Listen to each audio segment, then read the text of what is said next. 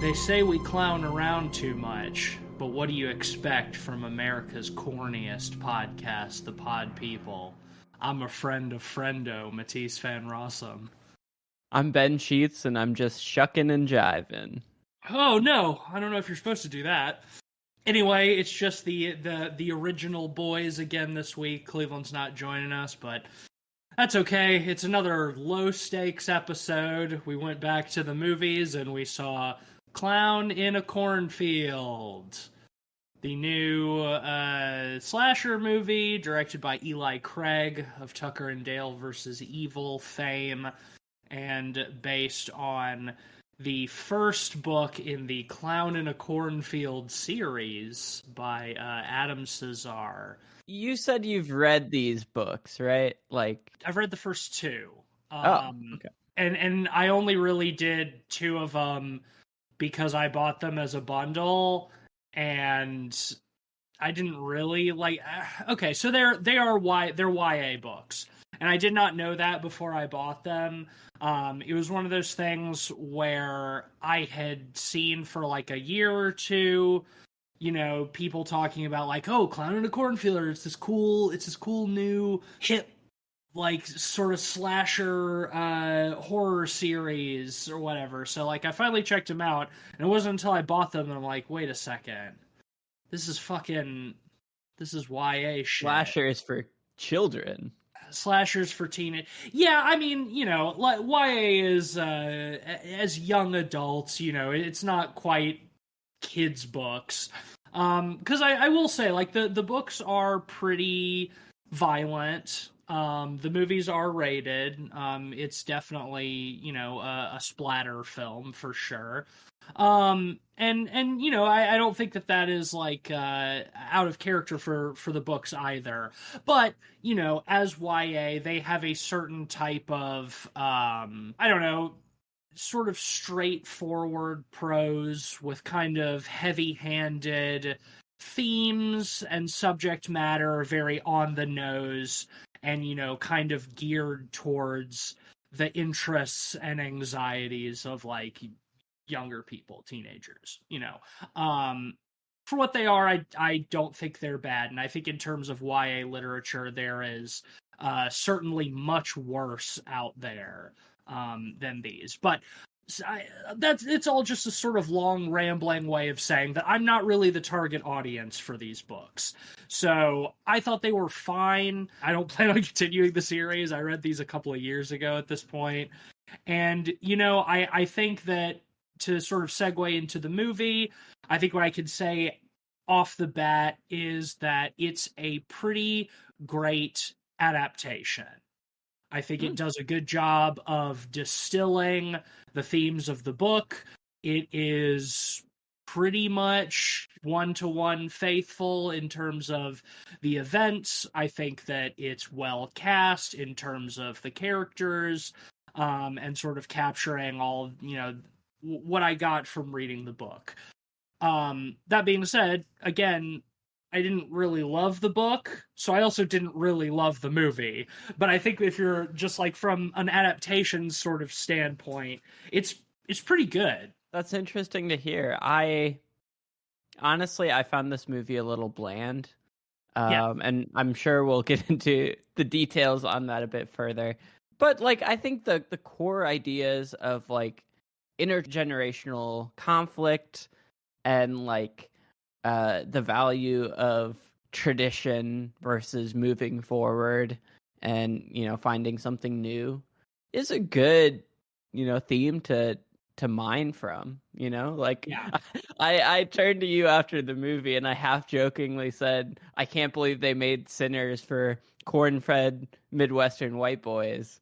And I was only half joking about that because like in terms of like themes of tradition and like whether to hold on to that or not, this feels like kind of in antithesis to Sinners, in where like Sinners is all about like holding on to your traditions and culture, where this movie kind of takes a mirror to that and says maybe some of those old traditions are actually not so good. Yeah, sure. I mean, I think the films make an interesting pairing in that respect. I mean, though they are broadly dealing with similar kind of themes, I think the contexts in which they're dealing with those themes are very different. Oh yeah, I Um, mean, obviously.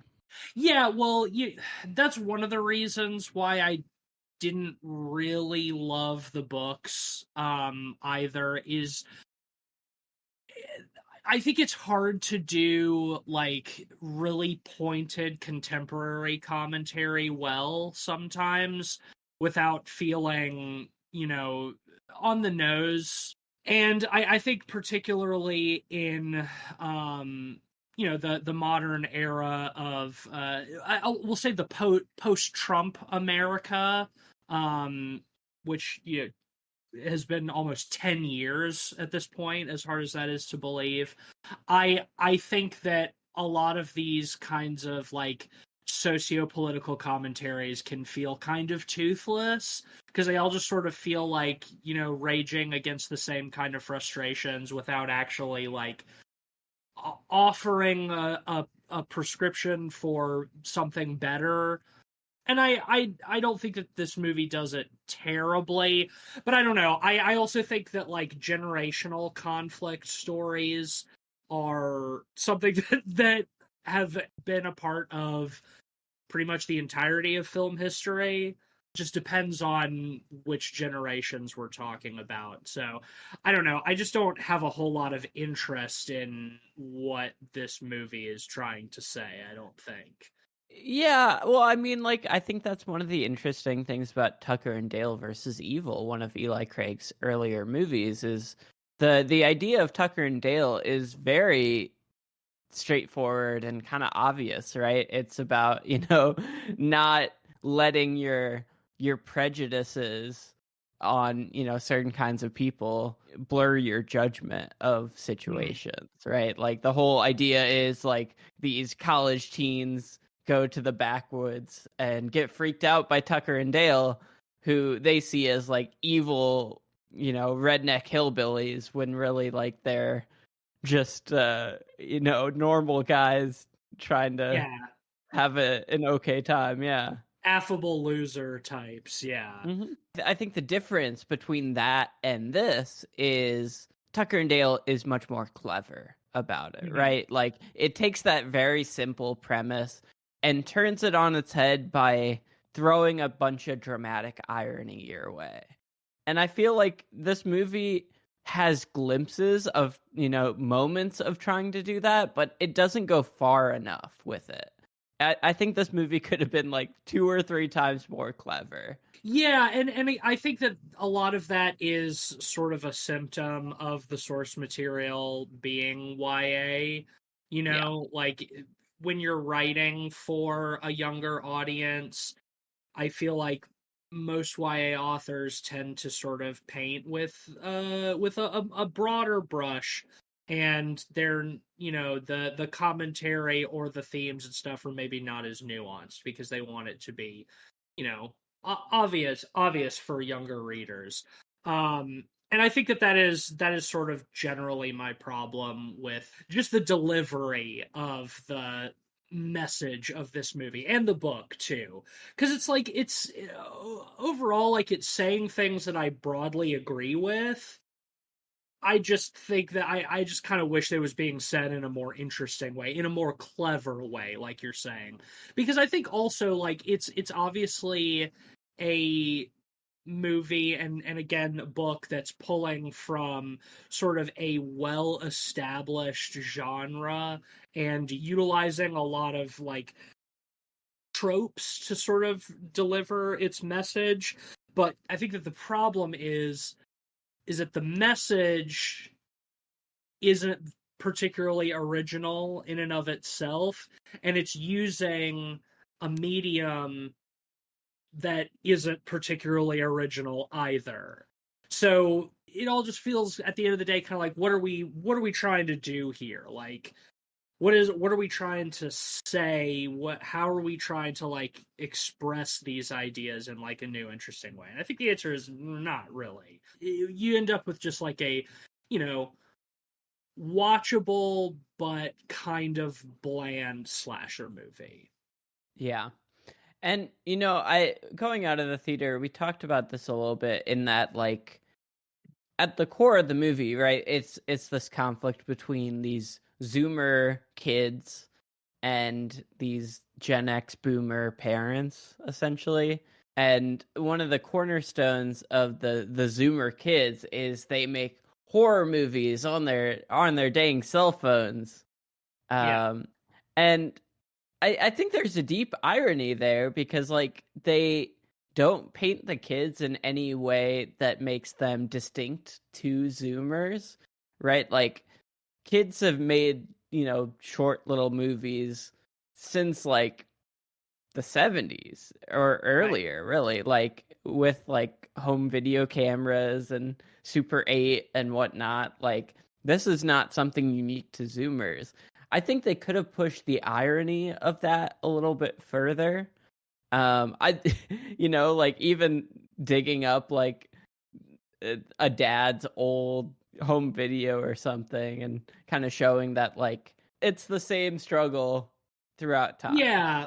I think that there is a degree of intent there that like the sort of like older generation's grievances are kind of like fabricated and that they're complaining about things that like aren't really a problem. So the fact that we don't see the kids being like shittier or whatever, like I think that there's some intent there. But I do agree with you that like it all does just feel kind of like shallow, that at the end of the day what the parents' grievances are, like what, spoilers I guess, uh leads them to decide to like cull the children of this town, murder a bunch of them, is just these kids be on they damn phones too much. Like that's it is just doing the meme. Like Yeah. like that See, now if they were fully brain rotted and doing skibbity toilet all over the place, right. maybe, that would have a little more resonance.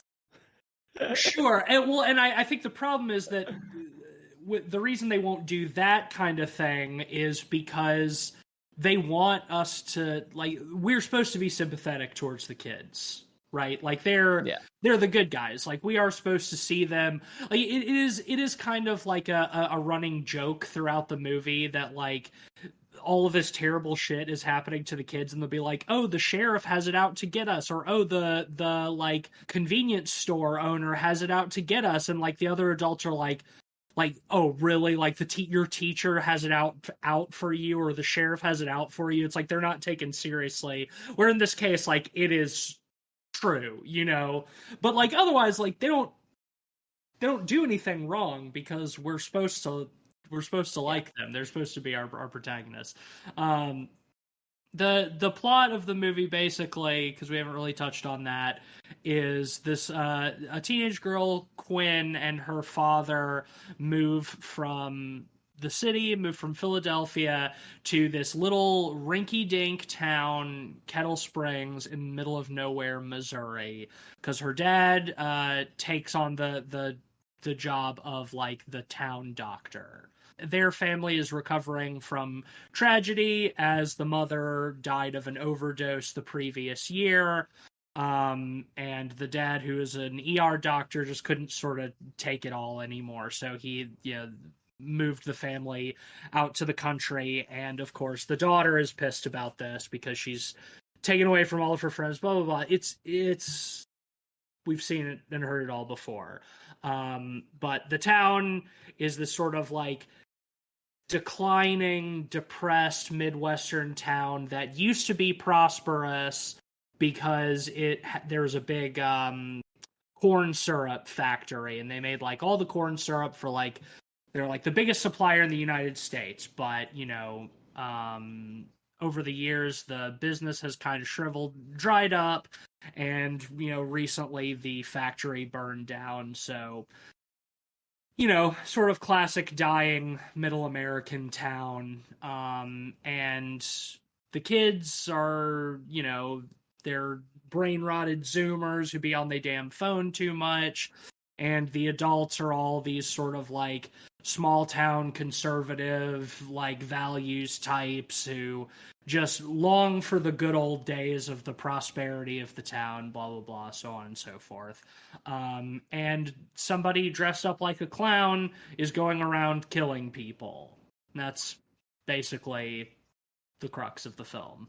We've talked a bit about the themes, and I think the movie is quite heavy-handed with them, so it draws conversation quite a bit. But at its core, like, this movie is a very straightforward meat and potatoes slasher for the majority of it. And I think that's where it excels. Like, I think the thematic stuff is kind of the weaker stuff. One last bit I want to mention for the theme stuff, though, is at one point Quinn, our protagonist, is in the car with her dad, driving into town, and the dad is struggling to rap along to 80s hip-hop songs. And Quinn points out that the equivalent of playing 80s music today is like playing 40s music in the 80s. Right. And I do think there's kind of a resonant thing there, like the idea of people in the 70s or 80s listening to music from the 30s or 40s is something that seems preposterous, honestly, but like it's so normalized to only listen to music from the 60s or 70s now. It just kind of emphasizes how culturally stuck we are in some ways. Yeah, well, there's kind of that condensing of culture that goes along with like culture and technology accelerating, right? That like now we're at the point where things change so quickly that I think we tend to like hold on to certain things like longer, as sort of paradoxical as that might be. But yeah, and I thought that I thought that is a kind of like funny little line too, that she mentions that, and her dad's like, wait, what? No, oh shit, I just did the math on that, and you're right. It's like, and it's like I do think that there are like certain little jokes like that that sort of illustrate the generational gap that I think are kind of fun. Yeah, and I think that's a perfect example of it kind of playing into its themes without being too obvious or in your face, right? Like, it's a distillation of the ideas it's going for. Yeah, and I think that like I mentioned at the beginning, like I think the movie is like pretty well cast. Like I think the actors are pretty good. I think they're like the characters are mostly likable. The ones that we're supposed to like are mostly likable. And I don't even think like the script is particularly bad. Again, I just don't really sort of care about like the like teen drama aspect of it. I thought the lead performance of the main girl Quinn was really good. I don't think I've seen her in anything before. She did a great job. I thought she reminded me a little bit of like a young Pamela Adlon, honestly, oddly enough. Kind of that deadpan, cynical vibe. Yeah, the actress's name is Katie Douglas. It does not look like she has done a whole lot. Several things that I've never fucking heard of. Something called Level 16 in 2018. What the fuck is that? Some TV series? Maybe is that a Netflix thing called Ginny in Georgia? The fuck? But no, I agree with you. I thought she was very good. I liked her a lot. Which I think with these types of movies, especially like this kind of meat and potatoes slasher, like it does sort of really hinge on our final girl. And I think she's very good here. Yeah. And honestly, one of the things I loved about the introduction with all of the teens is, they introduce them by obviously Quinn goes to the new school and she's late to her first class. And like traditionally, a setup like that would have you expect like a clash between her and a few of the other kids, and maybe she allies with some and is up against the others. But instead, like they're all in solidarity against the teacher. And like the crux of that introductory scene is uh the kids play a prank on the teacher multiple times. Yeah. And I found that to be like a pretty charming twist. And it definitely made all of the characters more likable. Yeah. Well, I think it's funny too because like when a scene or two before that, when like Quinn's on her way out the door and she's like saying goodbye to her dad, he's like, good luck on your first day of school, make some friends. And like as she's on her way out there, she's like, not a chance. And then it's like she does go to her first day and she does like immediately sort of become inducted into this friend group. Like she does, and she immediately goes and makes friends. And yeah, it is kind of unique that in this type of movie there's not like some bully kids who are also harassing them or whatever. That it's like all the kids in this movie are like pretty thoroughly united against the shitty conservative adults in the town, like the shitty teacher.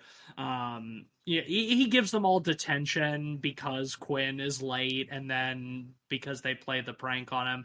What did you think? How, in terms of a prank, how did you think that was the having the picture of him, his head on like a muscle man's body, like on the projector screen when he pulls it down? So I thought that was pretty fun. I love good that prank. they did a 1-2 punch with it by putting a similar picture in all of his test booklets Yes, that he hands out. I liked that follow up. Because it's like, okay, we're going to do the test today instead of Monday. That'll show you kids. And then passes them out. They're flipping through is like, this isn't the test. And it's just a bunch of pictures of, again, him with his head photoshopped onto like a bodybuilder's body, which is funny because he's like a sort of, scrawny, Weasley little teacher. Yeah, I thought that stuff is funny. I do kind of wish that all of the adult characters in this movie weren't such like cartoons. Like I get that they're supposed to be the villains, but like I don't know, that it all feels like so one-dimensional. Obviously the exception is Quinn's dad. And I going back to performances, I thought he was pretty good, and I think that the two of them have good on-screen chemistry together. I liked the stuff with her and her dad. Yeah, I mean, they are certainly cartoonish, but I almost wish we had a little more time to flesh them out further Right. because like they're so minimally set up. Like the waitress we get is only introduced by glaring at Quinn once in the diner. Yeah, I guess because she's on her phone. Like Yeah, there's not really, again, there's not really a good reason for it. Just like she just does like the kids be on their damn phones. yeah. Ooh, I hate that.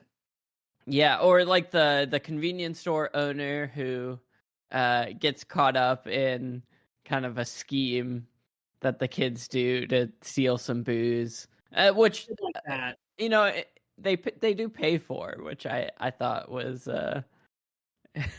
kind of an interesting twist on it. But yeah, like the only adult that really gets development outside of the dad is the sheriff, played by Will Sasso, who feels like he's in a different movie, but is very Yeah, fun. he gets more screen time, but I don't even know if I would agree that he gets more development. He's pretty one note as well. He's certainly one note, but I And always it's like like, seeing Will Sasso. So yeah, no, absolutely. I was happy to see Will Sasso. I'm always happy to see Will Sasso. I feel like I haven't seen him in anything in a while. yeah, it's been a So while. that was pretty fun. Yeah, like you said, it feels almost like he's in a different movie. It's like he's playing his character. He plays the sheriff, like you mentioned, and he's just got this like huge over the top like southern accent, and he's just playing it like so broadly. And I don't even necessarily have a problem with that, but I don't feel like the tone of the rest of the movie really rises to meet him.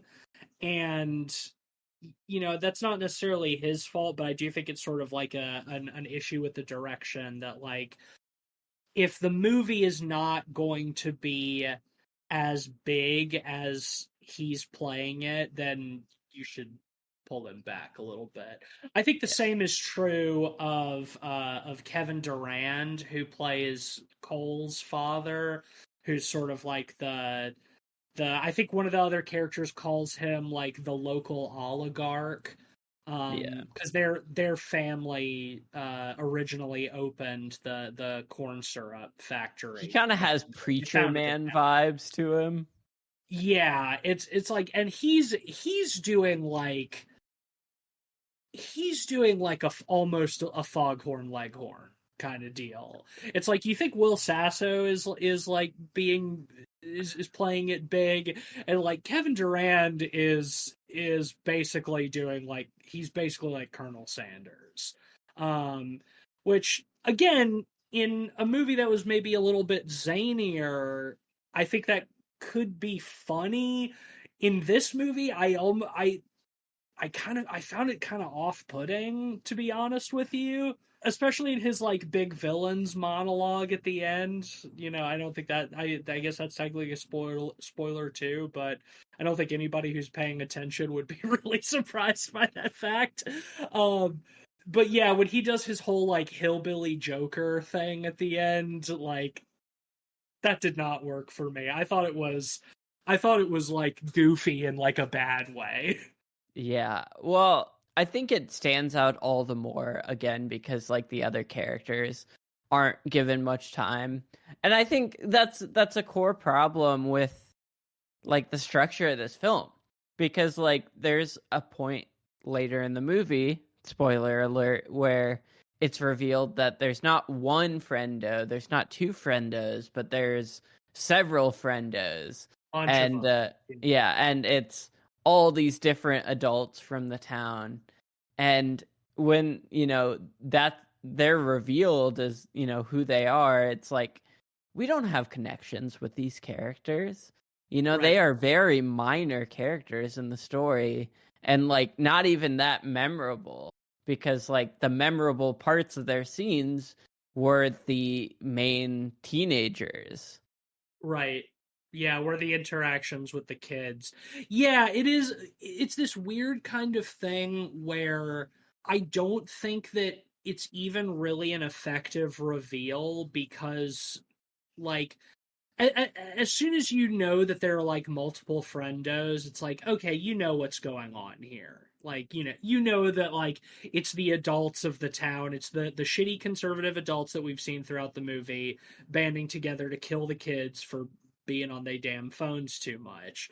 So, towards the end, where some of the friendos take off their masks and reveal that, like, yeah, it's the teacher, it's the waitress from the diner, it's the convenience store clerk. It's like, it's the adults that we've actually seen. So, it's not a surprise. We knew this was going to be the case. But, exactly like you said, we don't really know any of these characters. So, on top of it not being a surprise, it's a like, who cares? I don't know anything about these people other than the one scene that each of them gets individually, where they glower at the kids for doing a prank or something. So yeah, it's ineffective on like two fronts. By the time you're that far in the movie, like why do I care, you know? Yeah. Well, I will say, not to poo-poo too much, one thing positive that I want to mention is like I do think a lot of the effects hit for me. Mhm. What did you think of like all of the horror set pieces and the gore? I liked it. I thought it was, if anything, I wish the movie sort of leaned into that more, because like you were saying, like, I feel like as a slasher, it succeeds better than it does as a commentary, I guess. And yeah, I mean, I think all of the horror sequences are shot well, they're sequenced well.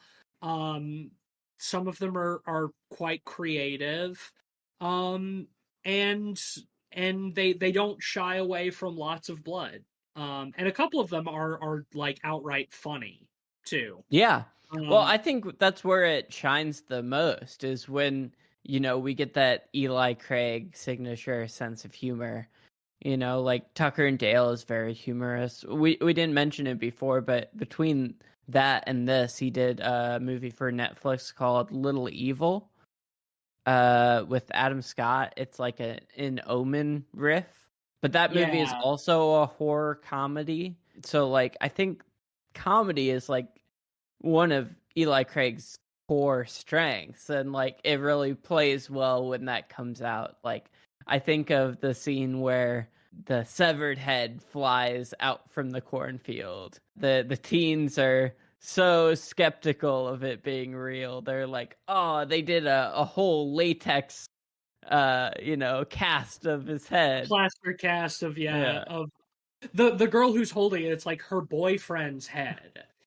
Because like he and the other guy have been missing for a while up to this point, so all the friends are like, of course they're playing a prank. They sort of set this up earlier on where they prank Quinn when they're out at like the factory drinking, where they have like friendo show up and appear to disembowel one of the kids, and then it turns out no, it's just the other kid dressed up. um so yeah, when they're at the barn party, and like the girl comes out of the corn and she's got like an arrow stuck in her back and she falls down, one of the other girls like goes to quit. She's like, no, you're not gonna fall for it this time. This is just those assholes playing a prank. And they go over and they're like pulling on the arrow and they're like, wow, this is really good. And then like the head comes flying out of the cornfield, like, oh wow, they made a plaster cast of the head and everything. It's like dripping blood everywhere. Yeah, that scene is very funny. I Yeah. thought that was great. I really And liked again, like that. that's what works so well about Tucker and Dale is like the strongest parts of that movie are dramatic irony, right? Where us as the audience knows that Tucker and Dale aren't evil, but the character seeing, them in unfortunate positions right around these Right. death scenes leads the other characters to believe that they're involved.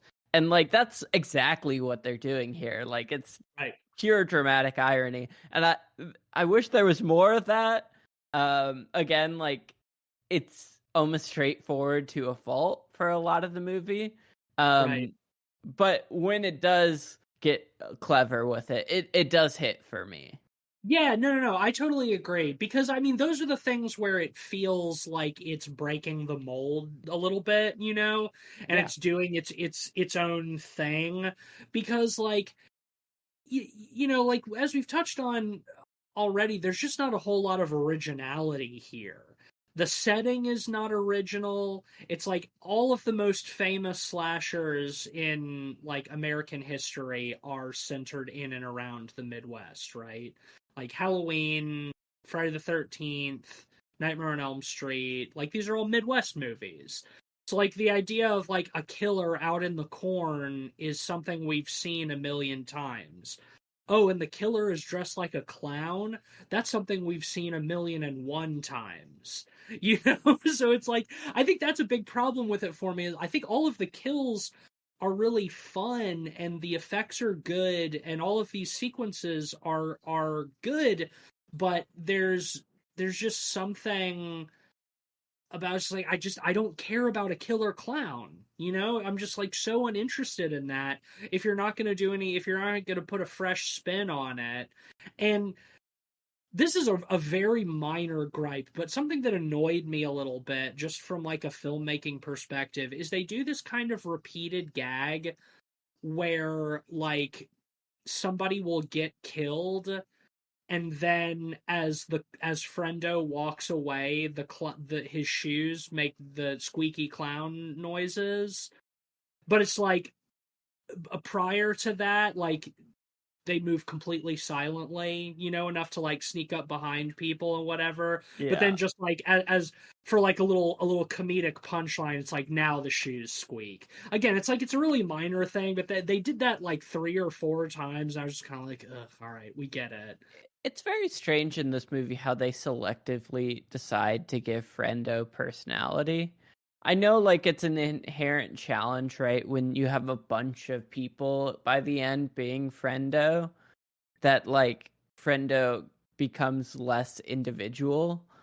But, like, I don't know. I would have loved a little bit more texture to the character of Frendo as a villain.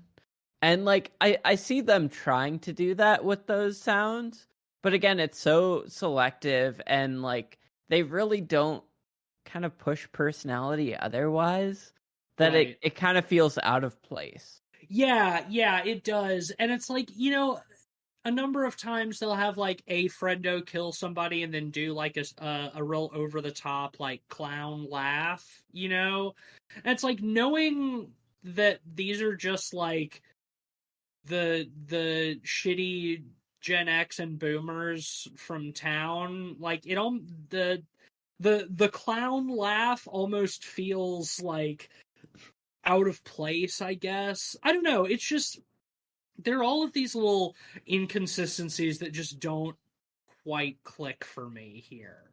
Yeah. And it's like the kind of thing where if I was more engaged by the story, I maybe wouldn't notice them as much or harp on them as much. But at that, there's kind of things that I notice because like I'm trying to entertain myself while I'm watching the movie. Yeah. Yeah, and I definitely felt that of feeling like I had to entertain myself in some way. As the movie went on, I was expecting like a clever twist of some sort to kind of just, emphasize the comedic elements of this. And there was a sense of dread as I was sitting there as I realized that really wasn't going to come in the way I was hoping for. But Ben, there is one big twist. Have you forgotten? The big twist in this movie is that the love interest character is gay. Yeah. Well, that's true. He's in love with the corn-fed white boy. Yeah, he's Who, in love with the redneck from down the street who is one of who is sort of a red herring that they set up as, being a potential culprit before, the friendos reveal themselves. Um which it's that's kind of a weird character because they treat him like he's like an outcast in the town because he wears flannel and because he goes hunting and fishing. But this is a town of like 500 people in middle of nowhere, Missouri. Like, she Quinn should be the outcast for being the city girl, right? Like yeah. everybody in the town should be like Rust. Yeah. Speaking of, did you, as a quick little tangent, did you notice that Rust and Cole are the two who I fall in didn't love? notice that. That's so funny. That's They so do a funny. they do a fucking True Detective. I feel like that has to be intentional, right? There's no Oh way that yeah. it wouldn't be, but it's also like so weird. It's like this movie is nothing like True Detective, and it's not something they did for the movie. Like that's their characters' names in the book too. So, Yeah. um, I will say I do like that character. I think he's me very too. big and very much a caricature, but because of that, he does have a little more texture than the other characters who are kind of homogenous. Like I don't think I could Mhm. really distinguish an explanation for any of the other minor characters really. Um, not without yeah, not without naming their races. I don't think Yeah, race or gender, like race or gender. Yeah, like But no, I like Rust. I think the little bit of red herring stuff they do with him is fine, where he's like kind of weird, but then he shows up and ends up sort of saving them because he has a gun, because of course he does, as like the hunting guy.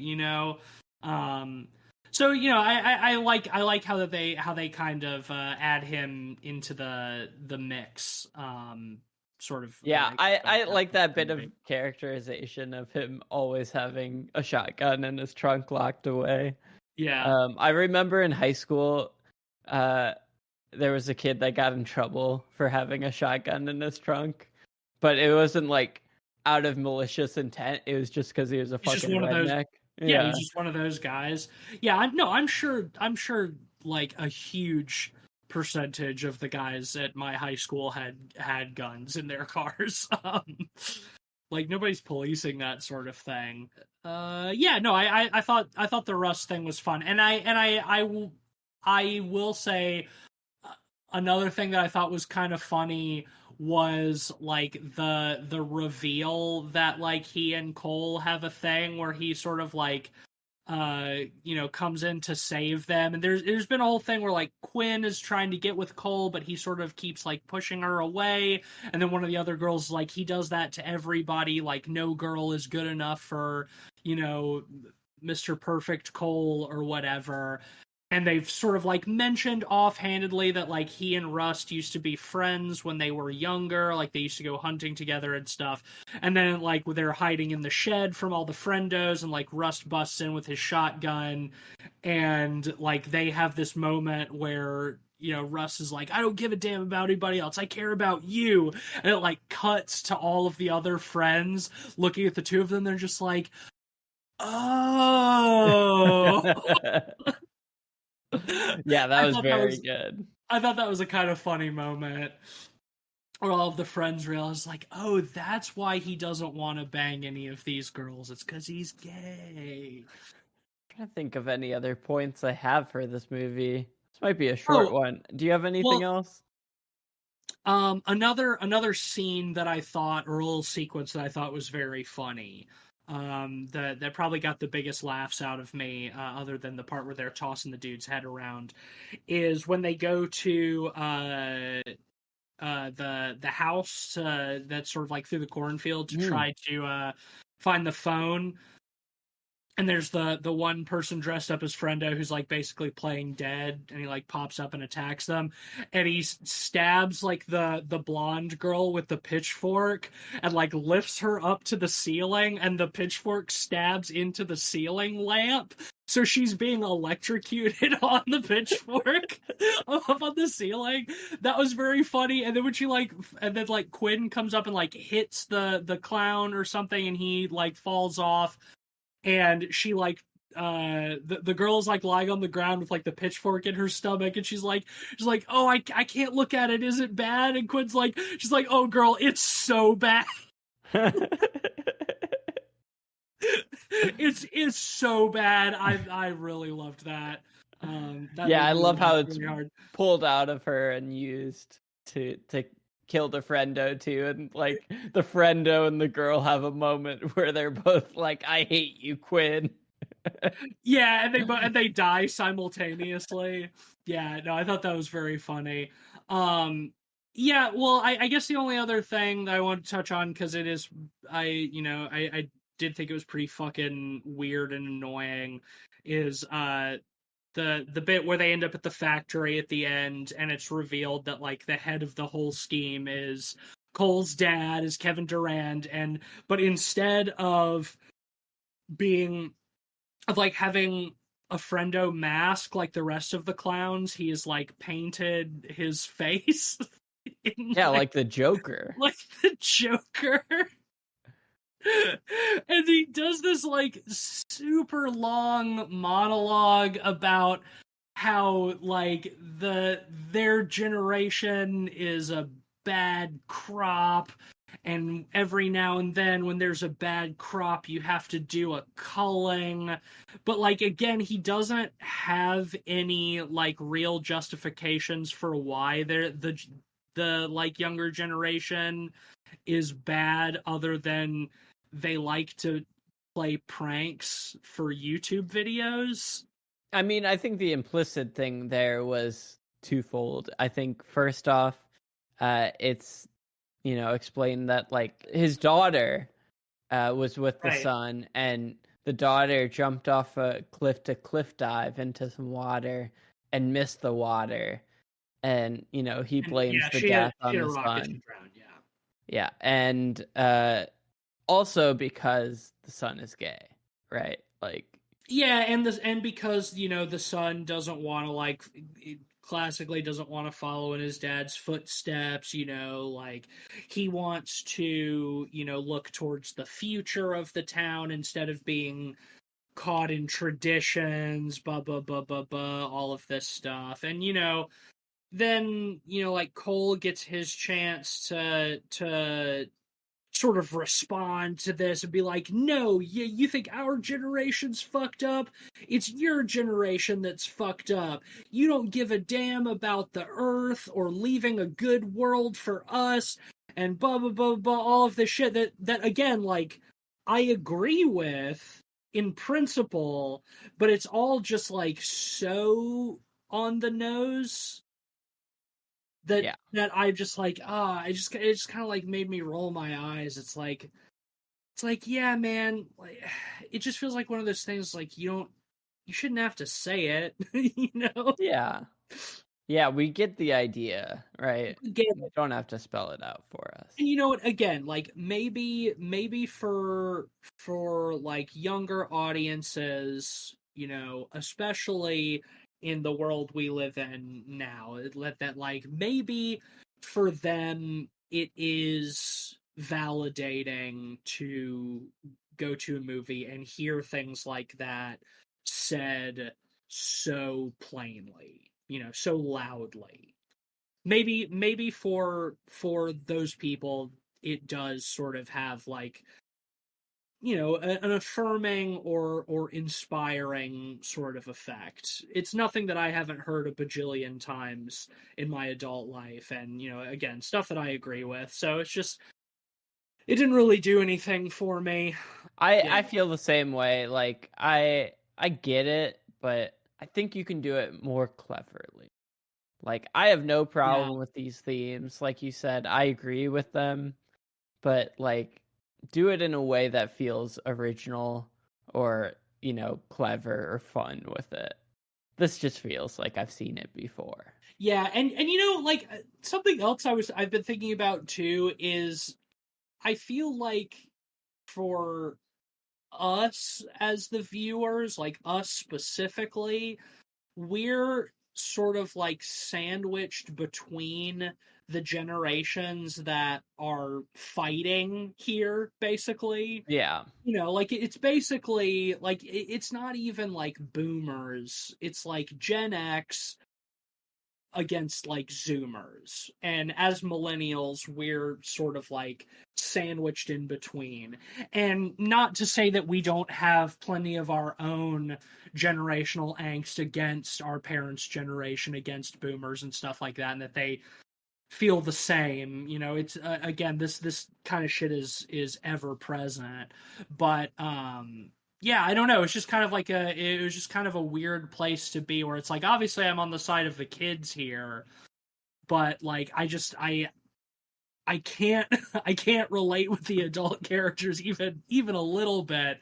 And I think that the way to tell a story like this is like, I think you should maybe make the adults a little bit more sympathetic to a degree, like make it a more complex issue, Yeah, give us a little more to grasp onto. Yeah, really just anything. That's I just want a little bit more substance here. I want a little bit more meat to this movie. Or go the other route, abandon some of the themes, and just kind of lean into the slasher stuff. Go full Don't go full be, schlock. so didactic about it. Right. No, I think you're right. This is one of those classic cases of a movie wanting to have its cake and eat it too, and I don't think it you know quite succeeds at what it's trying to do. And again, like it's a very faithful adaptation of the book, and I think that the book has kind of the same problems, broadly speaking. Shit, do you have anything else? I don't know. How long have we even been talking about this? Have we even been going an We've got hour? about 50 minutes. I think Jesus that's Christ. fine. Yeah, I we had more to say about Until Dawn last week, which is kind of sad because I feel like this is definitely a better movie than Until Dawn. But I Well, don't know. okay. I'm just Here's a question I have for you, as someone who's read the second book at least. Do you think the door is open for them to continue the Friendo saga in oh cinematic form? oh yeah, sure. I think whether they do that is going to depend on how this movie does commercially and critically. But I mean, I definitely think so. And like I'm not super enthused at the thought of that. I mean, I'm happy to. I could talk about a little bit about the second book and like where the story Sure. goes from here. Basically, the idea in the second book is that Quinn goes off to college. She goes back to the city, which we see her leaving to do at the end of this movie. And I think it's like a year later or something. And basically, it's at the point where like the friendo slayings have become like national news, sort of like like the Parkland shooting, something like that. And in typical like modern American fashion, there are people who think that it's a hoax, or there's crisis actors, or there are people who think that who side with the adults, who sort of join the friendo cult. And like the inciting incident of the book is that there is a copycat friendo massacre like at Quinn's college, and for some reason or another she has to go back to Kettle Springs. But then it becomes like the subject of this like big like national media thing, and all of these copycat friendos show up, and like people go to the town and like are rioting. It's very much like a comment on like Trumpism, but just instead of like school shooters or Trump himself, the symbol that these like cranks fall in line behind is a clown, which maybe that's a metaphor for something in and of The itself. freaking Cheeto in the White House, am I right? The freaking Cheeto in the White House. Well, I will ask, as someone who's read it, like that premise sounds interesting enough. Like, if they did make a movie out of that, do you think it would be similarly on the nose? If they Yeah. played it straight, yeah. Yeah, I think so. Like that was sort of my problem with the second book, that, when after I read it, I was like, I don't need to continue with these. Is like, yeah, I just thought that it was all in all like even more heavy-handed than the original, and like than the first one, and more sort of like outright political. And again, like I'm not the target audience for these kinds of things. Like I think that for an audience of like 16, 15, 16, 17-year-olds who are reading something like that, and who maybe do not have a super like well-developed political identity yet. I sure did not at 17 years old. I do think that like having things be a little bit more explicit, a little bit more on the nose, you know, could be effective, could allow for I don't know, for developing some sort of political consciousness. But again, it's just like it doesn't do anything for me. It's to me it's not saying anything new or novel or anything that has not been said a million times before, in better forms. I don't know. Where do you think Eli Craig goes from here as a director? Like, obviously, I really like Tucker and Dale. I know you aren't as hot on it as maybe It's Cleaver I am. Yeah, it's been a really, really long time since I've seen it. I definitely like to revisit it because like my memory on Tucker and Dale is like not super sharp. But honestly, I don't know, man. It's like he hasn't made a whole lot, and he's been working since the mid 2000s. Like he hasn't made a whole lot in 20 years. He's one of those directors that like I kind of forget about until like he pops up every now and then. I see that in addition to Little Evil, in between Tucker and Dale and this, he made a TV movie version of Zombieland in 2013. I didn't even know that happened. Was it like a It's failed pilot that they just changed into a movie or something? I mean, maybe. I'm looking at an IMDb. It says Zombieland the series, but there's only one episode. So yeah, maybe it's a failed pilot. Yeah, It's I only would guess 28 so. minutes. It looks Oh terrible. yeah. Yeah, I'm sure they didn't get any of the original cast in. I'm watching the trailer without sound on IMDb, and it's shot like a network sitcom, but it's Oh, Zombieland. weird. It's really, really bizarre. Yeah. And they Oof. they released that Zombieland 2 movie, I did, yeah. Double Tap, years back. I never got around to that one. I'm kind of morbidly curious about it. Bro, Like, Zombieland, or in general, the first Zombieland is a movie that I am kind of nervous to revisit because yeah. I'm a little bit afraid on how it's going to hold up. Because, like, I don't know, like, I loved the first Zombieland when it came Yeah. out. Like, Yeah. I would have been, I don't remember exactly what year that came out, but I feel like I would have been like 14, 15, something like that. And, just like everybody our age, like, just fucking quoting it all the time, like, constantly referencing it. And just, like, based on my memory of it now, I kind of feel like if I went back and watched it, it would be cringe. Yeah, I feel like that's one of those movies that is probably aged like milk, with the Bill Murray references and Yeah, Twinkies, and maybe best to leave that one in the past. Though, yeah. honestly, that would be a good one to cover for the podcast because I'm sure we'd have plenty to talk about. Interesting to revisit because I think we all have more than ample nostalgia for it. So it could Yeah, be interesting as something to revisit after all these years and see if it's dog shit or not. That's always an interesting experience. I not long ago I rewatched The Boondock Saints for the first time in like 10 plus years, and like when I was like 16 years old, that movie was like my Goodfellas. And watching it now, it is utter dog shit. I can't remember the last time that I was so embarrassed watching a movie that knowing that I used to love it as much as I did. did So you at least have a good time with Willem Dafoe? yes, he's the single redeeming factor in that movie. The sole shining light in the swirling sea of homophobia and vigilante filleting.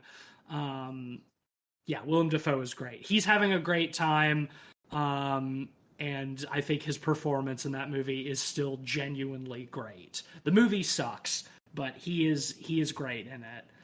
Yeah, I've never been a big fan of Boondock Saints outside of Willem Dafoe's performance. And I think part of it is Yeah, just blame my you. naturalized anti-Boston prejudice. I don't like Boston guys Yeah, usually. well, I mean, I think when I was a teenager watching the Boondock Saints, I didn't really know anything about Boston or Boston guys. Um, I've certainly learned. I've grown, I've grown and I've learned, and hey, that's what life's all about, right? Indeed. Um, should we rate this? Do you have anything else you want to say? Nah. I'll start. I think this movie is certainly serviceable, but not memorable. Yeah, White people are never going to beat the unseasoned allegations because the shit is bland. Yeah, 2 stars. I'm going to give it a 3. I don't think that it's bad. I agree with you. It's pretty bland. It's not particularly original, and its message doesn't resonate with me in a meaningful way. Definitely has some great effects, some good kills, a couple of great moments, but otherwise, I think forgettable is the right word for this. It's perfectly watchable. Like, I didn't have a bad time necessarily. I just don't think that 6 months from now anybody is going to be talking about Clown in a Cornfield. So yeah, 3 out of 5 for me, which will give it an average of 2.5 out of 5, directly in the middle. I don't think this is one you need to go to the theater to see necessarily. If you're just looking for something to go see and there's nothing else playing, like, definitely worse things you could do with your time. I mean, at the top, it had that Shudder bumper, so I Right. think this It'll is a be very Shudder-ass movie. Yeah, for better and for worse. But also because of that, I think that if it is not on Shudder already, it will be very soon. So you definitely don't have to like get out to the theater. But anyway, next week we have a Patreon pick, and we think Cleve will be back for real this time. This Patreon pick is from our honorary podboy Micah, and we're going to be covering a film that I have never fucking heard of in my entire goddamn life. It's called Psycho Beach Party. It's from the year 2000, and it's directed by somebody that I've never heard of. So Yeah, I've never heard of this movie either. No idea what to expect. I don't think, if we haven't heard of it, there's no fucking way in hell that Cleve has heard of it. So this will be a totally blind viewing for all of us. So who knows what to expect? So join us next week for our review and discussion of Psycho Beach Party. I guess, yeah, also, once again, because Cleve's not here, we'll do a supersized predictions roundup at the end of next week's episode. When we have him back, we'll have 4 movies worth of predictions to cover. So that'll be exciting. But yeah, until then, if you like the show and you want to support us, the quickest and easiest and best way to do that is to leave us a 5-star rating and a review on Apple Podcasts or Spotify or wherever you're listening to us. But if you want to be an extra cool friendo, a friend-o the show, then you can go to patreon.com/podpeoplepod and join one of our reward tiers. If you give us $5 a month, you can come hang out in the Discord with us, and that's a good fun time. Ben hosts movie nights every week, and we shoot the shit and talk about movies and clown around, and it's a good time. So yeah. And last but not least, you can, of course, follow us on Letterboxd, Pod People Podcast, where you'll find a list of all the films we've talked about on the show with our average ratings and links to those reviews. I don't have like a particularly good recommendation this week. I guess I'll keep things clown centric. There actually is a movie that I would like to cover for the podcast at some point that is just called Clown. I think it came out in like it's like the mid 2010s or something like that. But the premise is basically like this guy finds a clown suit in his closet or something, and he puts it on, and it starts like slowly morphing him into a like demonic clown. So it's got like an element of body horror, and it's treated 100% seriously. It is not a comedic movie at all. Hell yeah. It's a weird fucking movie. I would like to cover it on the show at some point. Check out the movie called Clown. Well, that's perfect because you had a clown recommendation. I have a corn recommendation. Yes, I've let's recently go. watched the movie Children of the Corn 3, Urban Harvest, and I gotta say, Children of the Corn 3 is the Evil Dead 2 for Children of the Corn. It is absolutely wild. The whole Okay. premise is a couple of the weirdo rural kids are adopted and brought into inner city Chicago. And so they have this weird fish out of water thing as quasi Amish kids in the city. Did they bring their corn demon with them? Yes, they do. And boy, does the movie bring the corn. There are plenty of corn kills, plenty of corn monsters. There's a great monster designed by effects legend Screaming Mad George in it. It is very fun, very strange, very funny. Screen debut of Charlize Theron in a very small role. Really? Yeah. Okay. Very, very fun movie. I have only seen the first Children of the Corn, and it's awful. Likewise, and I don't like the first one, and I haven't seen the second one. I just jumped straight into the third one, and honestly, I would recommend doing that. Okay. The only context you need to know is the creepy kid from the first one, right? Like, there's a creepy kid that controls essentially the town, kind of by preaching to them. Yeah, and they have a corn demon who lives in the corn. Mm-hmm. All right, well, awesome. Yeah, I might have to watch that one because yeah, like I said, I only saw the first one and it was so bad. I was like, okay, I don't think I ever need to see any of these ever again. But that one sounds fun. All right, well, hopefully for real this time, Cleve will be back with us next week. But if not, there will be an episode anyway. Because we soldier on, ever vigilant, ever corny. Good night. Bye-bye.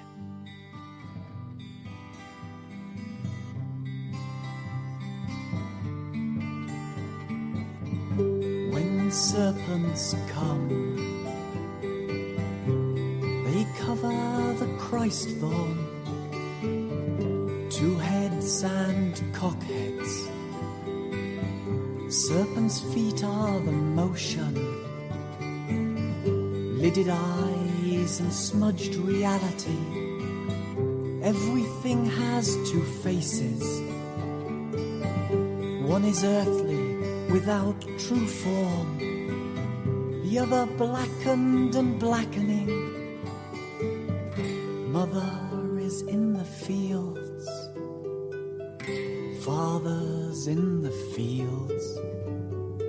You know well its tortured form is locked within a particular place. It's locked within a particular form. It's jailed by a form